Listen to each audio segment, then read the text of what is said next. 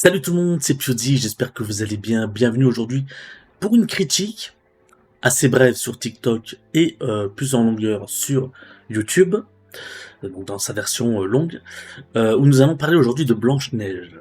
Blanche-Neige, réalisée par Mark Webb, distribuée par Disney, qui fait un petit peu polémique d'ailleurs, il se fait boycotter le film, notamment à cause de l'actrice.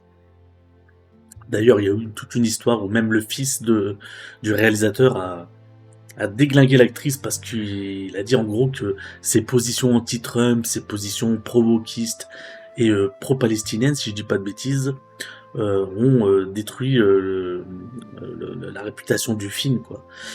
Euh, c'est une histoire que j'ai pas trop suivie. Moi, je m'étais arrêté à l'époque. Ils avaient présenté une première image du film, une image donc de tournage. On voyait Blanche-Neige, mais pas avec les 7 nains qui avaient été modifiés en 3D et tout, avec 7 personnes, et on disait, ils s'étaient dit, bah, ce sera pas modifié, ce sera les vrais nains du film. D'ailleurs, c'était même pas des nains, c'était assez bizarre comme image. Vous pouvez la retrouver sur le net. D'ailleurs, peut-être même que je la retrouverai puis je vous l'afficherai. Et je m'étais dit à l'époque, ça peut pas être ça. Enfin, c'est moche et nul. Moi, je veux les 7 nains, mais de Disney, tu vois, du film Disney, qui date d'ailleurs de 1938, que j'ai re-regardé avant de voir ce film. D'ailleurs, cela dit au passage, re-regardez la version Blanche-Neige de 1938 de Disney, le film est incroyable. Ah, l'animation, les visages, il y avait un savoir-faire incroyable. Tu voyais la peur sur les visages, c'est super bien fait. Vraiment, le film est magnifique. C'est pour ça que c'est un classique Disney. Donc là, je m'étais dit merde, ça peut pas possible que ce soit ça. Et j'avais vu la première bande-annonce. Je sais plus si j'en ai fait une réaction, je crois, à la bande-annonce du film. Et je retrouvais je dirais le chara-design de mes 7 nains. Et puis je retrouvais l'ambiance de Blanche-Neige et tout. Donc j'étais plutôt content. Je m'étais dit bah ouais non franchement ça va. Donc mis à part les positions de l'actrice qui elle-même d'ailleurs avait avoué qu'elle aimait pas trop Blanche-Neige et tout. Mis à part ça, je vois pas pourquoi le boycotter, vous voyez. Donc en le voyant, j'ai noté quelques points. Alors oui, il est un petit peu wokiste, c'est-à-dire que, on va pas se mentir, dans le film de 1938, t'avais pas de noir dans le film. T'avais pas de noir en dessin animé, t'avais pas de noir dans le château. En fait, c'est l'histoire d'une princesse dans un château. T'as donc la nouvelle reine qui est en fait une méchante sorcière et qui va vouloir faire tuer Blanche-Neige parce qu'elle est jalouse d'elle. D'ailleurs, je vais vous expliquer, il y a quelques points assez intéressants qui différencient le film de 38 à aujourd'hui. Par exemple, à l'époque, voilà, il n'y avait pas de personnage noir, il y avait... Est-ce que c'est dérangeant de voir des noirs à l'écran dans un château de princesse? C'est un film Disney, c'est pas un film tu vois, historique, donc moi je m'en fous en fait. Franchement, sur ce point-là, j'en ai rien à foutre. Ouais, c'est la cruelisation du cinéma. Et franchement, ça me dérange pas du tout. Voilà. Donc, tant qu'ils ont pas mis Blanche-Neige africaine avec des cheveux tressés, ça me convient. Bon, là, il me semble qu'elle est latine, mais elle joue très bien le rôle. Elle a une tête de Blanche-Neige, oui. Alors certains vous diront, ouais, mais elle est latine, machin. Bah, ça veut dire quoi que moi, par exemple, tu vois, j'ai des origines. Je ressemble à un Français, tu vois. Mais je suis pas français. Dire que mes ancêtres sont pas français, donc ça veut dire que je pourrais pas jouer le rôle d'un Français dans un film. Vous voyez, ça n'a pas de sens en fait. Elle ressemble, elle est plutôt blanche de peau, elle ressemble, elle fait très bien Blanche-Neige. L'actrice, moi j'ai rien à dire, visuellement, elle fait le taf. Ensuite, en tant qu'actrice, elle fait aussi le taf.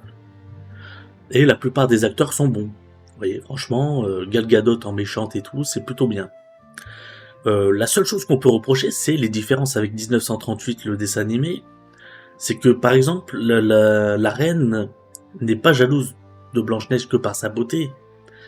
Elle est jalouse de Blanche-Neige parce qu'il y a un prince qui veut d'elle. Tu vois?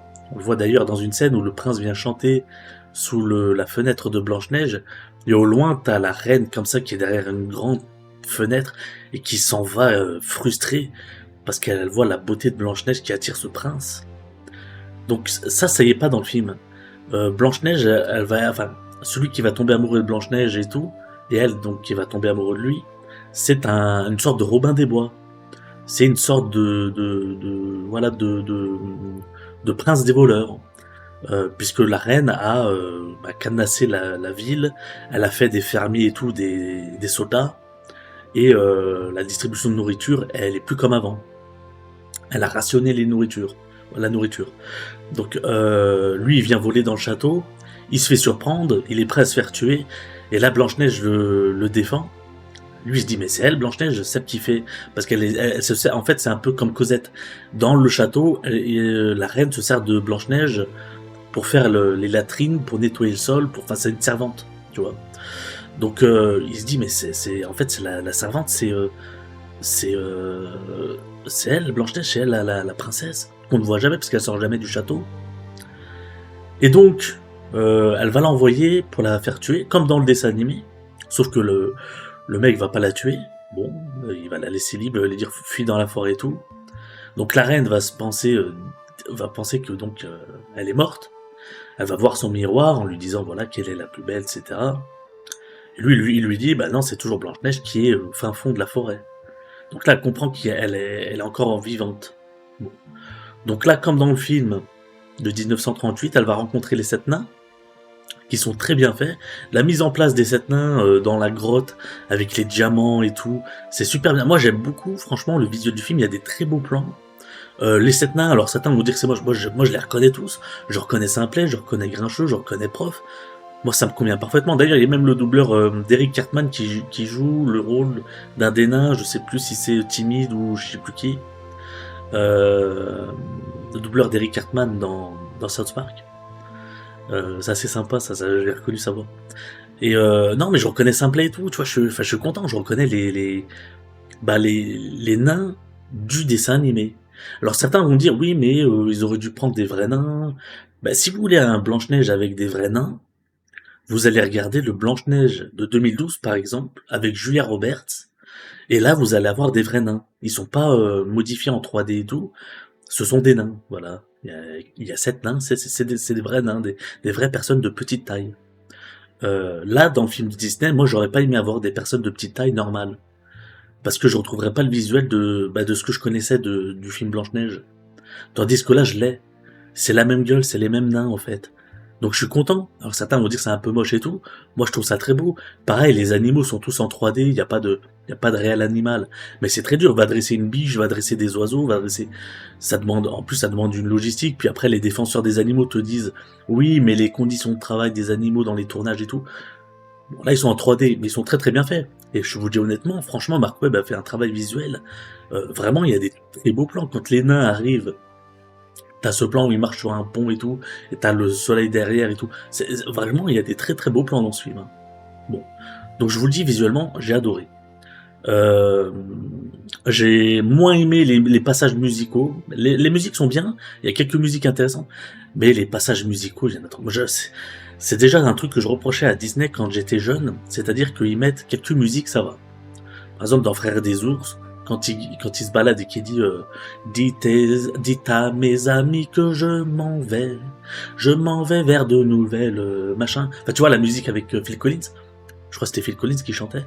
Tu vois, ça te mettait dans l'ambiance. Pareil dans le Roi Lion, quand Simba chante et tout, ça te met dans l'ambiance. Il y a quelques musiques qui sont intéressantes. Donc là, c'est pareil, t'as quelques musiques, tu dis ouais, elles sont plutôt cool, mais t'en as un peu trop. Voilà, t'en as franchement 3 ou 4 en plus qui servent à rien. Franchement, voilà, t'as l'impression de te retrouver dans une comédie musicale, c'est un peu chiant quoi quand même. Donc ça m'a un petit peu dérangé. C'est vraiment le surplus de musique qui servait à rien. Bon. Et puis un truc qui m'a fait apprécier, c'est que tu sais que Blanche-Neige à un moment donné croque la pomme et meurt. Et donc c'est l'amour du prince qui va la réveiller en l'embrassant. Moi je pensais que ça allait être censuré, tu sais, le film wokiste, il embrasse une femme qui est... voilà, j'avais même lu que ce serait censuré du film. Parce qu'il me semble que dans l'histoire ou dans le... je sais plus quoi, ils disent qu'ils ont censuré ce passage. Je me demande si c'est plus dans le livre, dans le conte de Blanche-Neige, où ils ont censuré ce passage. Enfin je sais plus, j'avais entendu ça quelque part. Donc je m'étais dit, tiens, dans le film, bah, ils vont le censurer, mais je me suis dit, comment ils vont le faire, en fait? Et ben non, il embrasse vraiment la princesse, quoi, Blanche-Neige, il l'embrasse, tu vois. Donc ça, j'étais surpris, je me suis dit, ah bah tiens, bah ils l'ont mis, quoi, en fait. Donc ça, c'est cool. Et donc, pareil, par rapport, la grosse différence par rapport au film de 1938, c'est que par rapport à la reine, c'est pas non plus la même histoire, la même fin. La reine, en 1938, on voit que c'est une vieille sorcière qui meurt dans une falaise et tout. Euh, Là, pas du tout. Là, la reine est au château. Blanche-Neige réunit tout le monde, donc le prince des voleurs avec les voleurs, euh, les sept nains. Elle arrive au village, et là, elle commence à chanter, et donc tout le monde s'allie à elle. Et elle voit la reine tend un poignard à un garde, elle lui dit va la tuer. Donc le garde arrive, et puis là, elle lui dit je crois que c'est Paul. Tu t'appelles Paul, tu es un ancien fermier. Euh, Nous allons cueillir avec nos parents des cerises, je crois, des cerises, ouais, et on le distribue à tout le village. Et puis toi, tu t'appelles, je sais plus quoi, Bastien, enfin je sais plus comment il s'appelle le mec. Tu es le boulanger, tu faisais du pain, tu en donnais à tout le monde. C'était le partage, et ton père était aussi boulanger. Et puis là, le mec la tue pas, et puis il dit non, je veux pas la tuer. Puis l'autre aussi, il dit non, non, moi je la tue. Et en fait, tous les gardes baissent leurs armes, tu vois. Moi, je te raconte la fin. Là, je mettrai un truc spoil quand même, parce que je te raconte la fin, tu vois. Mais bon, c'est la différence entre celui de 1938 où la vieille, elle meurt dans les montagnes, et après, le prince retrouve Blanche-Neige, l'embrasse, la réveille, et là, avec les sept nains, ils se baladent et ils vont vers le château qui est complètement illuminé. Il n'y a plus la méchante, tu vois. Donc il y a une vraie différence entre la fin et entre le traitement de la princesse et de la reine. Donc il y a vraiment des différences. Je pensais que ce serait pas si différent que ça. Je pensais que ça allait être un copier-coller. Mais non, il y a quand même des différences, tu vois. Alors, est-ce qu'on préfère la version de 1938 au niveau du traitement de la reine et de la princesse? Oui, parce que j'aurais préféré le prince, donc pas le prince des voleurs, un peu le Robin des Bois là qu'on a dans cette version-là, mais je préférais le prince de l'époque de 1938, et puis cette reine qui est jalouse en fait, jalouse physiquement, mais aussi parce qu'elle a un jeune prince qui vient la draguer et tout. Enfin, tu vois, je préférais cette relation-là, et puis je préfère aussi la sorcière, c'était une sorcière qui meurt comme ça sur cette montagne et tout. Rappelez-vous hein, du film. Donc ce que je vous conseille de voir en fait, c'est de regarder le film de 1938 et après de voir celui-là. Comme ça, vous verrez qu'il y a énormément de, de, de, de, de différences en fait. Donc globalement, qu'est-ce que j'ai pensé du film? Ben moi, j'ai trouvé bon. Voilà, j'ai trouvé bon, j'ai passé un bon moment. J'ai trouvé que c'était super bien réalisé. Il y a vraiment des très belles scènes. Tous les animaux en 3D et puis les nains en 3D, ça m'a pas du tout dérangé. Je me suis retrouvé dans l'esthétique du film, avec tous ces petits oiseaux qui volent, avec ces petites biches et tout. J'ai vraiment apprécié. Je pense que vraiment les jeunes qui s'en foutent du wokisme, surtout les enfants et tout ça, qui s'en foutent des positions de l'actrice parce qu'ils en ont pas conscience et tout, et ben ils vont aller voir, ils vont être devant un bon film, franchement. Donc je vous conseille, si vous avez des enfants aussi, d'y aller avec vos enfants. Et je comprends pas trop le boycott autour du film. À moins qu'il y ait des histoires dont je suis pas au courant. Mais c'est un film, non, franchement, c'est un film qui, en plus, comme je vous l'ai dit, bon, je voulais spoiler, mais je mettrai la balise spoil. Euh, Il y a des changements, donc c'est le film de 1938 de Disney, mais revisité, amélioré. Bon, les racistes vont nous dire, comme je vous l'ai dit, hein, ouais, il y a des noirs, ça, c'est un Disney, les gars. Autant que la princesse, elle aurait changé. Je veux bien qu'on critique, tu vois.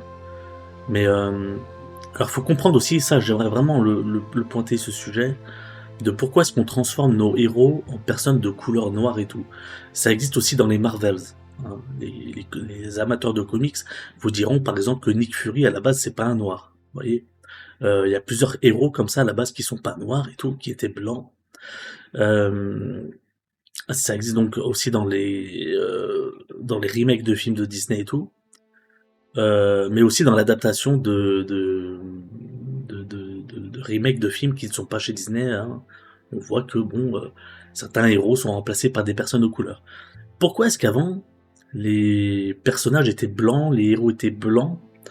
Parce qu'à l'époque, surtout aux États-Unis, Hollywood et compagnie, les classes qui allaient au cinéma, qui consommaient, qui achetaient du produit dérivé, c'était des classes blanches. Donc, on n'allait pas faire plaisir aux Noirs ou aux Latinos parce qu'ils n'avaient pas de pouvoir d'achat. C'est une question de fric tout simplement. Aujourd'hui, les Noirs et les Latinos ont un train de vie supérieur et sont devenus même autant consommateurs que les Blancs. Donc, pour pas se les mettre à dos, on va modifier et rajouter des personnes de couleur. D'ailleurs, il y a même des quotas maintenant aux États-Unis, tu dois mettre des personnages de couleur dans tes films, etc. Donc c'est avant tout une histoire de business. Tout simplement, c'est parce que ces catégories de population qui étaient à l'époque pas acheteuses, pas consommatrices, sont devenues majoritaires. Il y en a énormément des personnes noires, latinos aux États-Unis. Donc, il faut leur créer des héros qui leur ressemblent. S'ils ont besoin de consommer, tu vois. Sinon, si c'est que des blancs, ils consommeront pas. Puis toutes les autres populations, parce que les États-Unis, voilà. Bon, tu vas me dire, tous ceux qui sont européennes sont en catégorie blanc, on va dire. Mais il y a énormément d'asiatiques aussi. Donc, tu vois, ils vont rajouter aussi des personnages asiatiques, machin. Donc, c'est à cause de ça qu'on a aujourd'hui des films comme ça. C'est tout simplement une question de business, avant tout, et de population à cibler. Si cette population-là ne consommait pas, c'est pour ça d'ailleurs le wokisme est en train de se casser la gueule.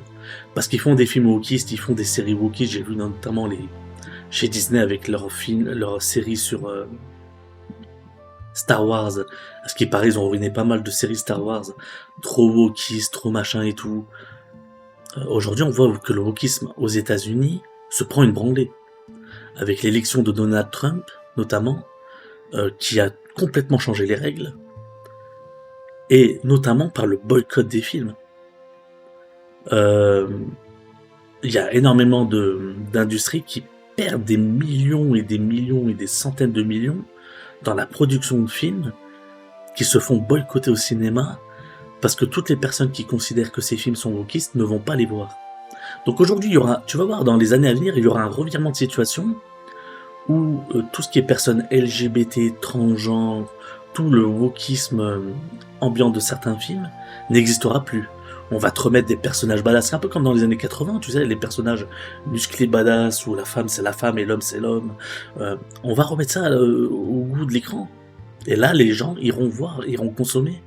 Parce que c'est une question de business et que le wokisme ne rapporte pas du fric. Au contraire, il te fait perdre des centaines de millions de dollars.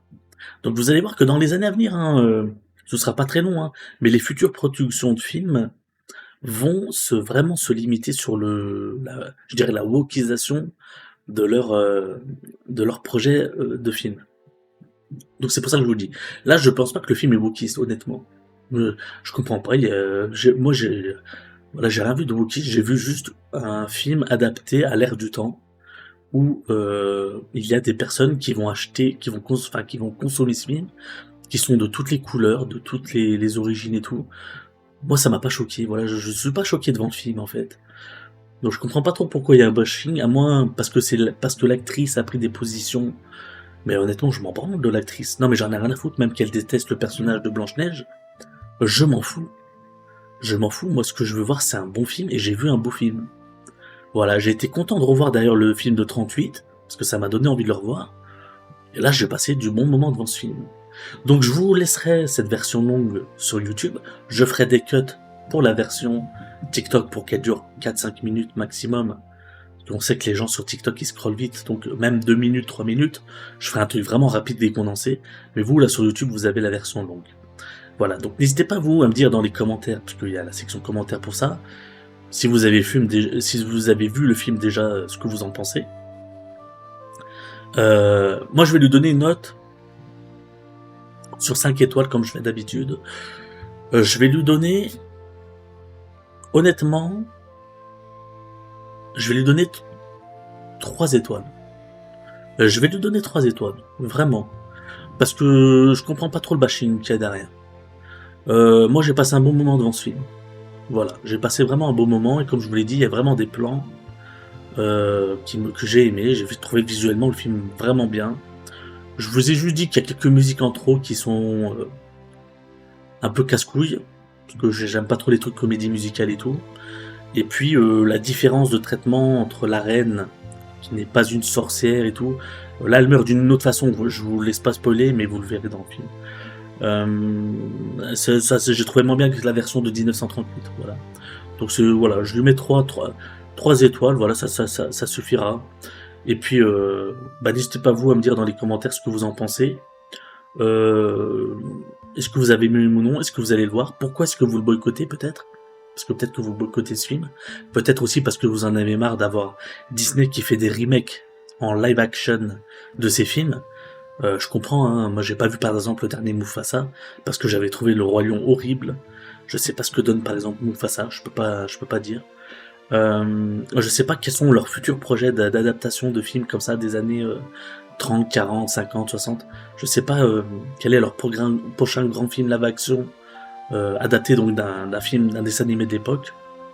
Je me renseignerai pour voir. C'est pas une mode que j'aime beaucoup. Je préfère quand ils créent des films. Par exemple, ah si, il y a Lilo et Stitch. Si si. Ah puis il y a Moana, la Vaiana, c'est ça, Vaiana. Que j'ai pas vu le premier et le deuxième film d'animation Vaiana, mais je sais qu'ils l'ont fait là avec The Rock et tout. Je me demande même s'ils ont pas fini le tournage parce que vous avez vu des images de tournage. Et je sais qu'il y a Lilo et Stitch. Lilo et Stitch, je l'avais vu une fois, j'avais pas trop aimé, je vous dis honnêtement. C'était sympathique, mais sans plus. Et là, j'avais vu la bande-annonce. J'ai pas fait de react d'ailleurs dessus. J'ai vu la bande-annonce comme ça. Et à voir, ça a l'air d'être fidèle, mais j'aime pas trop comme ils ont fait le personnage de Lilo. De Stitch. Parce que Lilo, je crois que c'est la gamine. Mais la gamine était plutôt sympathique, donc parce que déjà la gamine elle est assez moche dans le film. Là je la trouve même un peu trop jolie. Parce que dans le dessin animé à la base elle est assez moche, elle a un gros pif et tout, elle est pas très très jolie comme fille, tu vois.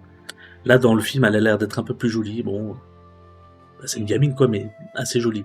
Ce qui change un petit peu du dessin animé.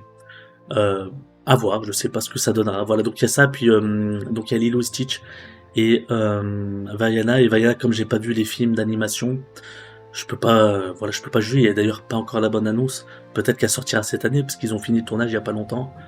En tout cas, j'ai vu des images de tournage il y a un mois ou deux, je crois. Donc, ça doit peut-être encore être en cours de production. Donc à voir.